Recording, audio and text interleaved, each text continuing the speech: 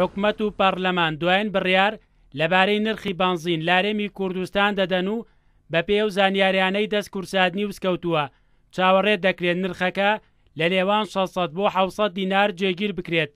ئەمەش لە کاتێکدایە کە شۆفێران و هاوڵاتیان داوا دەکەن نرخەکە هاوشێوەی پێشووتر بکرێتەوە بە 500 دینار.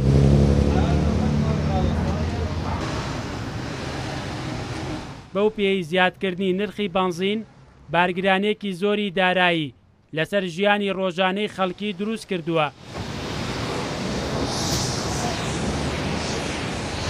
پێم باشە نرخی بنزین 500 دینار بێ، هەم بۆ تەکسیم هەیە، هەم بۆ ئیشوکاری نەفەرات، هەم بۆ ئیشوکاری خەڵک، هەتا نرخی بنزین دابەزێ بۆ خەڵک باشترە، هەم بۆ ئێمە ئیشوکاری ئێمە باشترە، بۆ ئیشوکاری خەڵک باشترە. من داوا لە حکوومەتی هەرێمەکەم و ئەندامانی پەرلەمانی کوردستانەکەم کە ئەو نرخی دیاریەکەن بۆ بنزین، هیوادارم کە لەلای ئەوان نرخی بنزین زۆر احتیاجیە، بەڵام بۆ ئێمە بەڕاستی 800 زۆرە، ئەگە بیکەن بە 500 بۆ ئێمە زۆر چاکە، بۆ 600 بێ احتیاجیە، بەڵام 800 بەڕاستی نرخێکی گەلێ زۆرە بۆ ئێمە.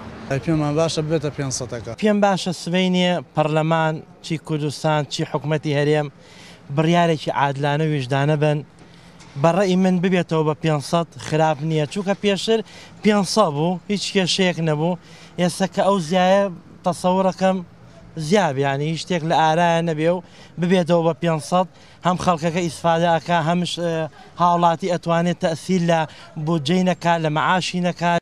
لیژنەی سامانە سروشتەکانی پەرلەمانی کوردستان بۆ یەکلایکردنەوەی نرخی بنزین پرۆژەیەکی نوێیان بۆ حکوومەت ئامادە کردووە و پێشنیاز دەکەن لە نێو ئەم قەیران و بارودۆخە ئاڵۆزەدا نرخی بنزین بە جۆرێک دیاری بکرێت کە بارگرانی دارایی لەسەر ژیانی هاوڵاتیان تا هەستێکی بەرچاو کەم بکاتەوە.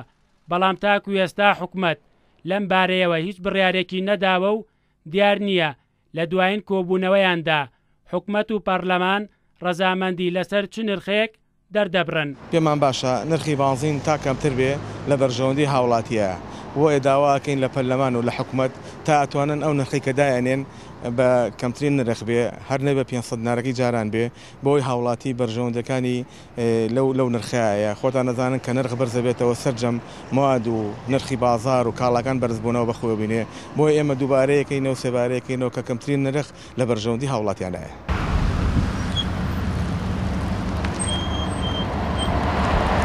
ماوەی چەند هەفتەیەکە حکوومەت و پەرلەمان سەرقاڵی دیاریکردنی نرخی بنزینن، بەڵام تاکو ئێستا نەیانتوانیوە لەسەر نرخێک ڕێبکەون.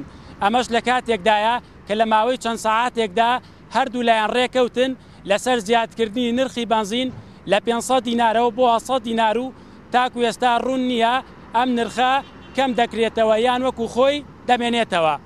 مەریوانە بڵا، کورسات نیوز، سلێمانی.